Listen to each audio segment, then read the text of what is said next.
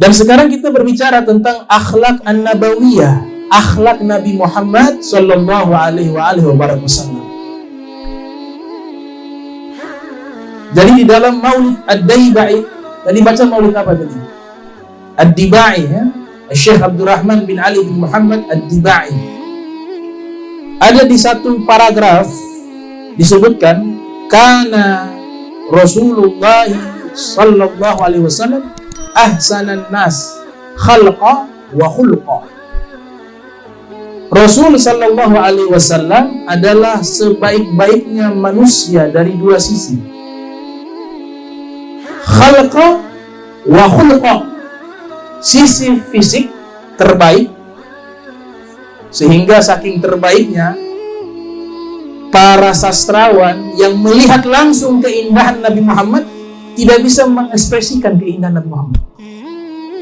Hasan bin Thabit mengatakan, lamma ra'aitu anwarahu tala'at, tatkala saya melihat wajah Nabi Muhammad sallallahu alaihi wasallam itu bagaikan cahaya yang bersinar terang benderang.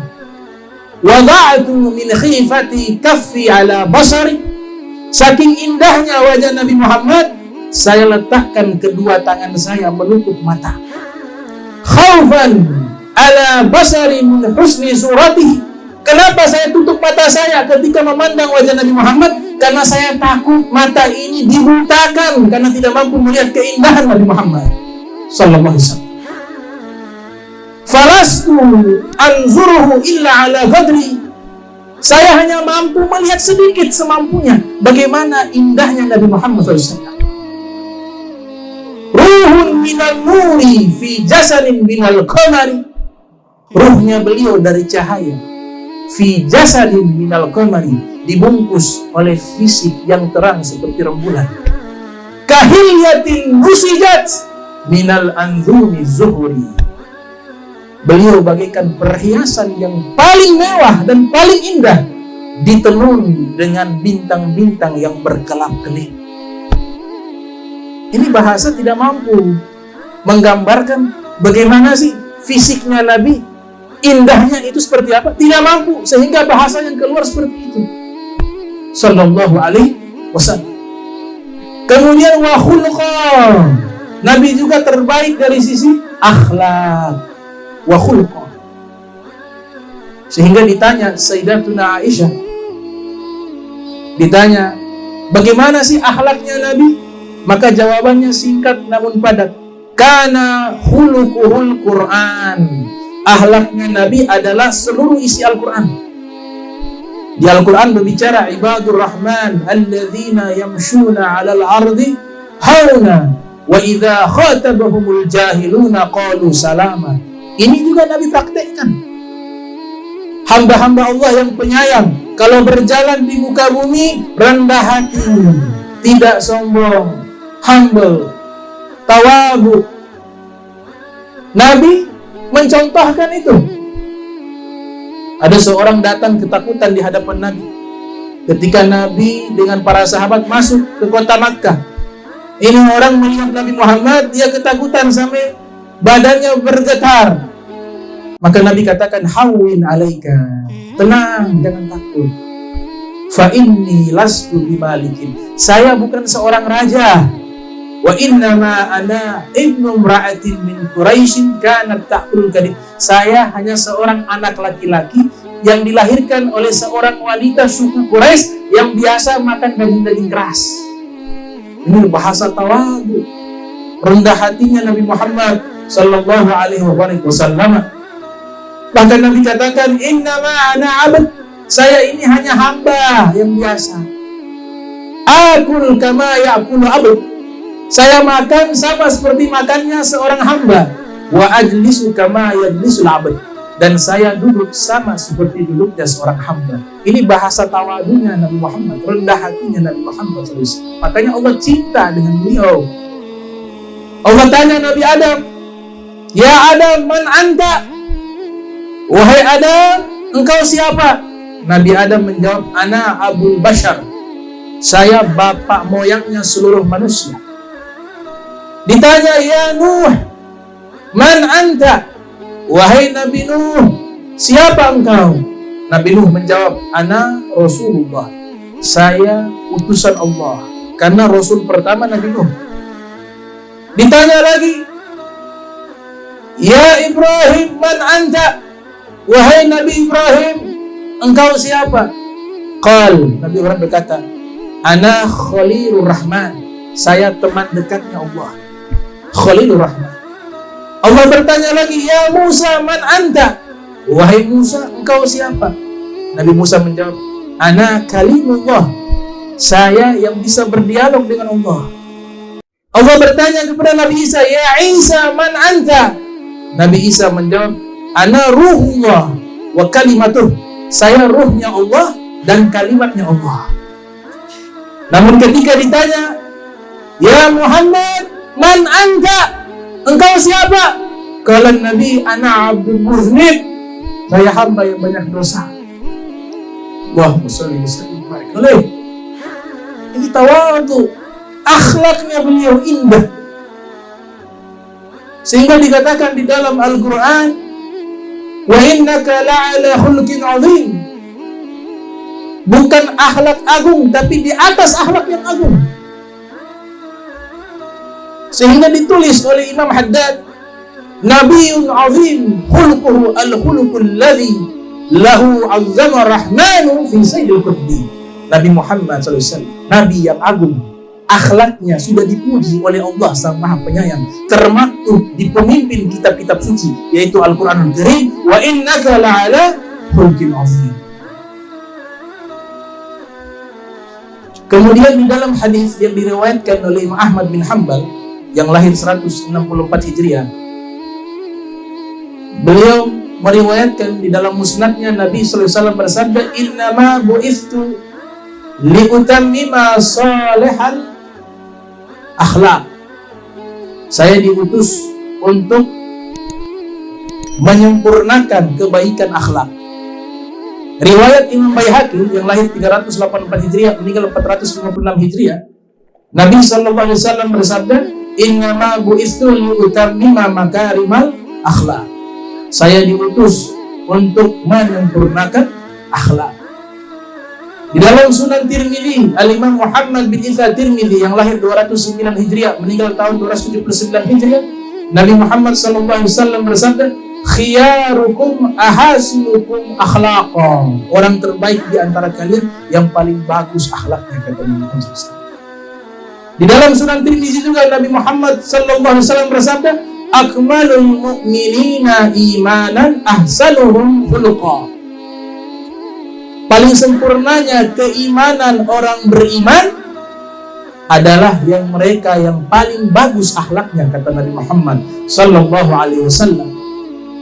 Dalam hadis yang diriwayatkan oleh Imam Tirmidzi dalam sunannya juga, Nabi Muhammad SAW bersabda, ma min syai' athqal fi mizanil mu'mini yaumal qiyamah min husnil khuluq. Tidak ada sesuatu yang paling memberatkan timbangan amal orang beriman di hari kiamat seperti amalan akhlak yang baik, kata Nabi Muhammad sallallahu alaihi wasallam. Dalam riwayat yang lain, Nabi sallallahu alaihi wasallam bersabda, laisa minna man lam yarham saghirana wa lam ya'rif haqqa kabirana. Bukan golongan kami orang yang tidak ada kasih sayang kepada anak yang kecil dan tidak menghormati orang yang besar. Tadi telah dijelaskan oleh Al-Ustaz Rahakot. Jadi ini ajaran yang dibawa oleh Nabi Muhammad SAW. Bahkan ada satu hadis disebutkan dalam kitab Al-Jawahirul Lu'luwiyah, sarah daripada Arba'in An-Nawawiyah yang disusun oleh Al-Imam Abu Zakaria Yahya bin Syarafuddin An-Nawawi yang lahir 631 Hijriah, meninggal 676 Hijriah. Dalam kitab beliau bisanadin hasan, ada hadis sanadnya hasan.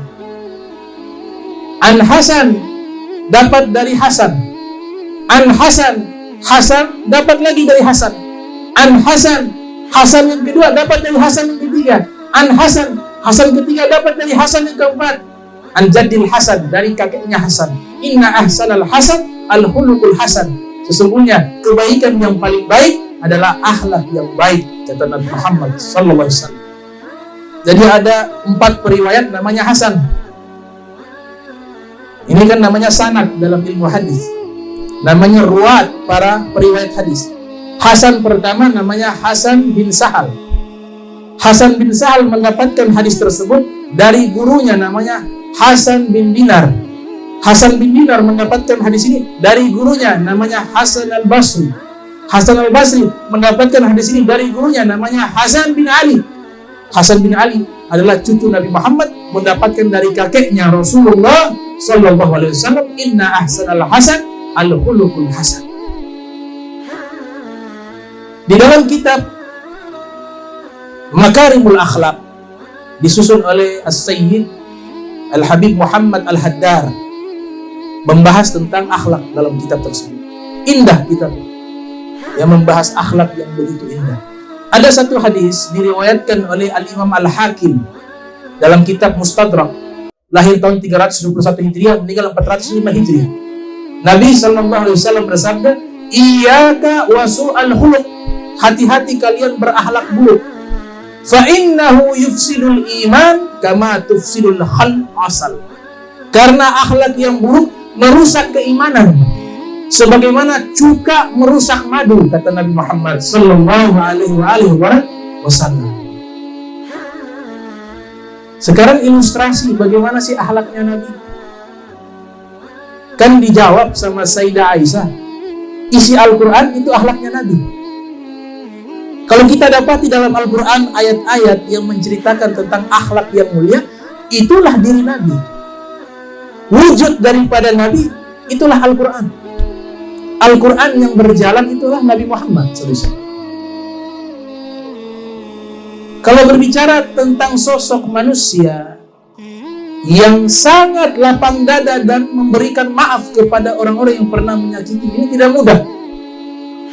Kalangan para sufi mengatakan, diantaranya Sahal Tustari, seorang sufi, disebutkan dalam kitab Hilyatul Awliya wa Tabaqatul Asfiya yang disusun oleh Al-Imam Abu Naim Az-Zahani, juga disebutkan oleh Al-Imam Muhammad bin Ahmad Az-Zahabi yang lahir 673 Hijriah, meninggal tahun 748 Hijriah, dalam kitabnya Syiar wa A'lamin Nubala, meriwayatkan satu hadis dari Nabi Muhammad, bagaimana Nabi Muhammad berlapang dada memaafkan. Sehingga di situ ada komentar dari Sahal Tustari yang lahir tahun 200 Hijriah, meninggal 283 Hijriah, seorang sufi, seorang wali, seorang soleh, seorang abid, namanya Al-Imam Sahal Tustari rahimahullah. Ditanya, wahai Sahal Tustari, akhlak yang baik itu seperti apa? Ini standarnya para sufi ya. Standarnya para sufi.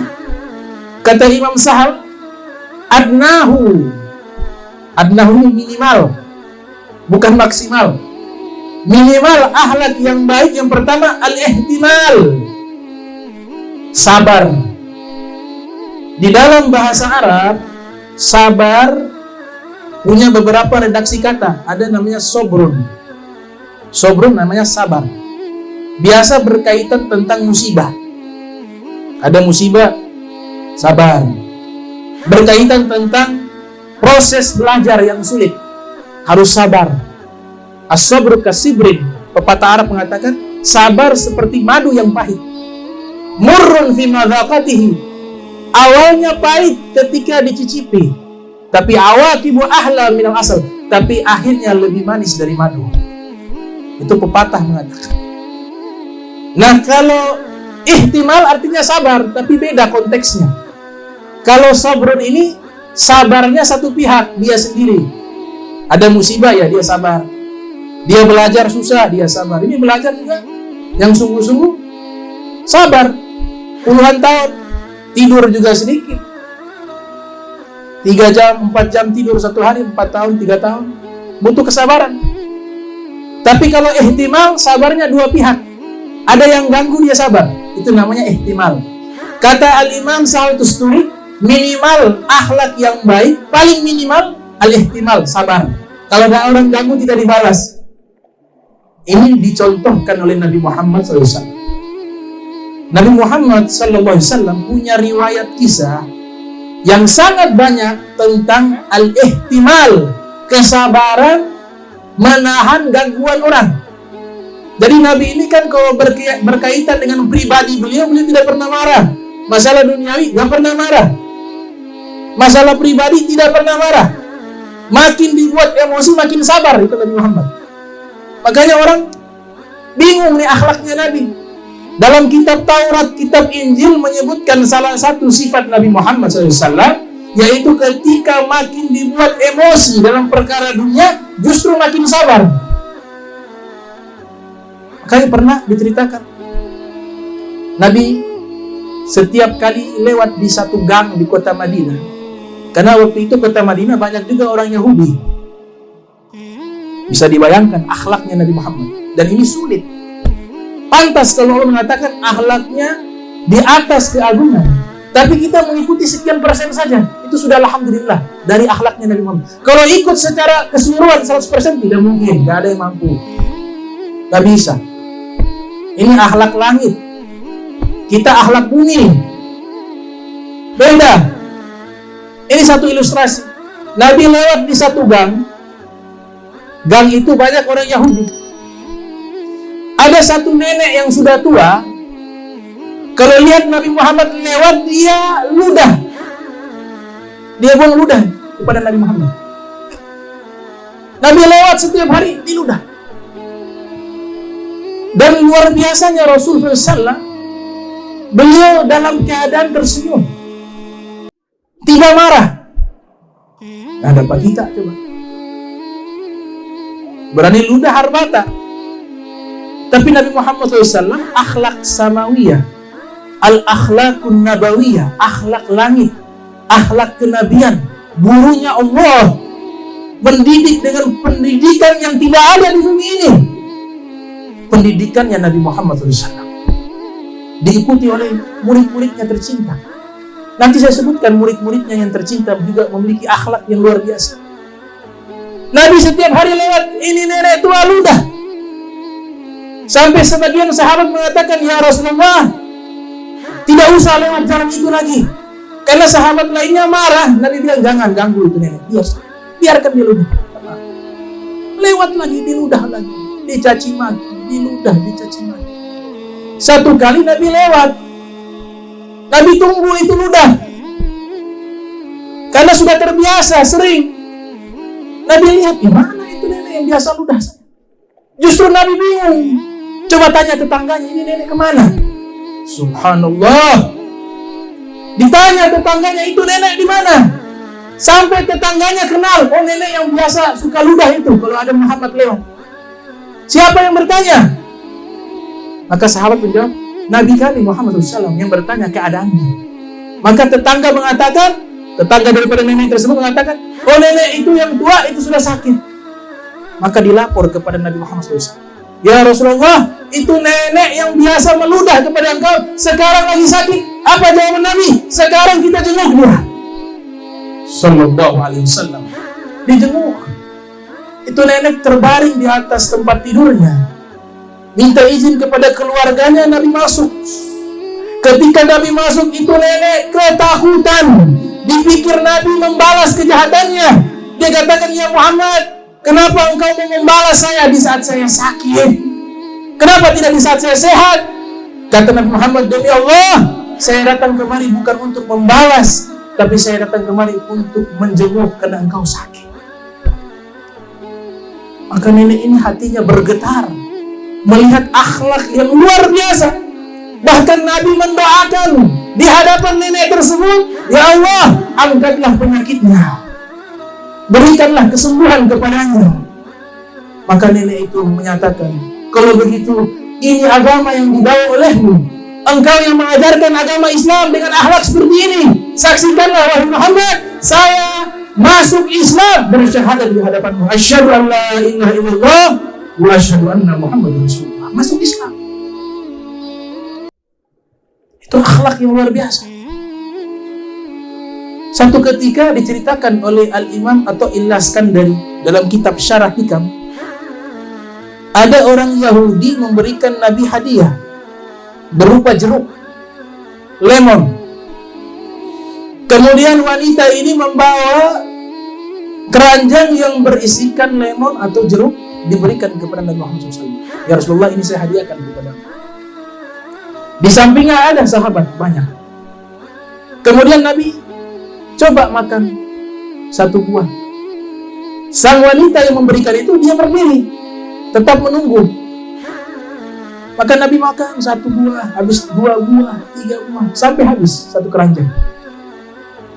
Selesai sudah habis, wanita tersebut mengucapkan terima kasih, ya Rasulullah sudah menerima hadiahku. Nabi memerintahkan sahabat membalas hadiah yang lebih banyak, dibalas hadiah lebih banyak. Kemudian wanita tersebut pergi. Sahabat yang ada di samping Nabi Muhammad SAW, mereka bingung karena tidak seperti biasanya. Karena biasanya Nabi kalau menerima hadiah pasti dibagikan kepada para sahabat. Tapi pada waktu itu Nabi tidak berikan kepada mereka.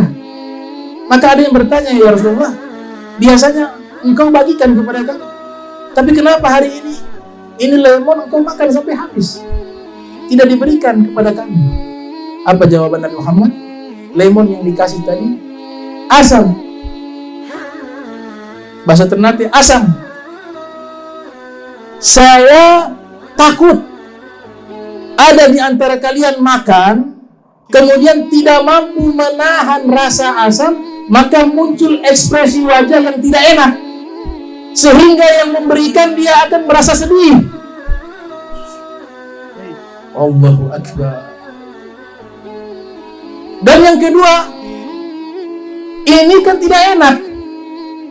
Saya tidak mau memberikan kepada umatku sesuatu yang tidak enak.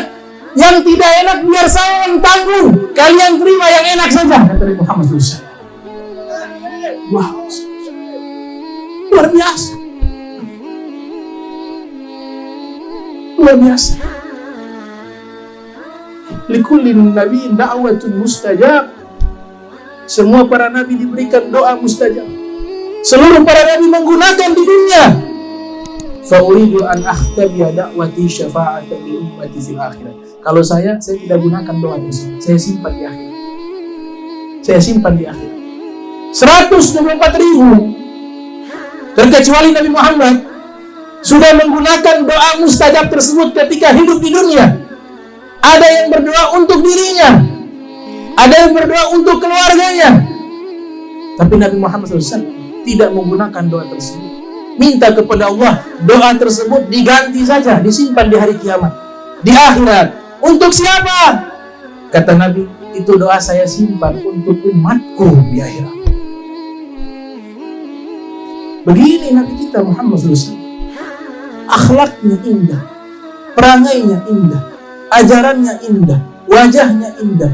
Kunul jamal, seluruhnya keindahan di dalam diri Nabi Muhammad SAW. Fahuwa alladhi tamma ma'nahu wa suratuhu summa istafa habiban bari'un nasawi munazzahun an syarikin fi mahasinihi fajawharul husni fihi ghairu munqasim. Imam Busiri mengatakan Nabi sempurna fisik dan akhlaknya, kemudian Allah mengangkat beliau menjadi kekasihnya. Beliau terbebas dari segala kekurangan, seluruh keindahan, esensi keindahan seluruhnya berada di dalam diri Nabi Muhammad SAW. Nah, ini dari perspektif akhlak, al-akhlaqul karimah. Sekarang dengan politik, jadi agama Islam ini al-Islam ya'lu wa la yu'la alaih. Agama Islam ini tinggi dan paripurna. Al-yawma akmaltu lakum dinakum wa atmamtu alaikum ni'mati wa raditu lakum Islam. Sempurna agama Islam. Jadi semua ilmu, semua kehidupan, semua keadaan, semuanya ada dalam Islam. Politik juga demikian. Tadi kalau kita ingin mengetahui akhlak Nabi secara mendalam, ada kitab yang membahas tentang akhlak Nabi khusus. Jadi isinya membahas bagaimana akhlaknya Nabi Muhammad. Judul kitabnya Akhlakun Nabawi atau Akhlakun Nabi, disusun oleh Al-Imam Turtushi. Ada juga kitab namanya Akhlakun Nabi wa Adabuh, akhlaknya Nabi dan adab-adabnya Nabi Muhammad, disusun oleh Al-Imam Asbahani. Bisa dibeli itu kitab, bahasa Arab tapi bahasa Indonesia belum ada. Di situ dibahas bagaimana akhlaknya Nabi Muhammad sallallahu alaihi wasallam. Jadi akhlak kurang lebih seperti itu.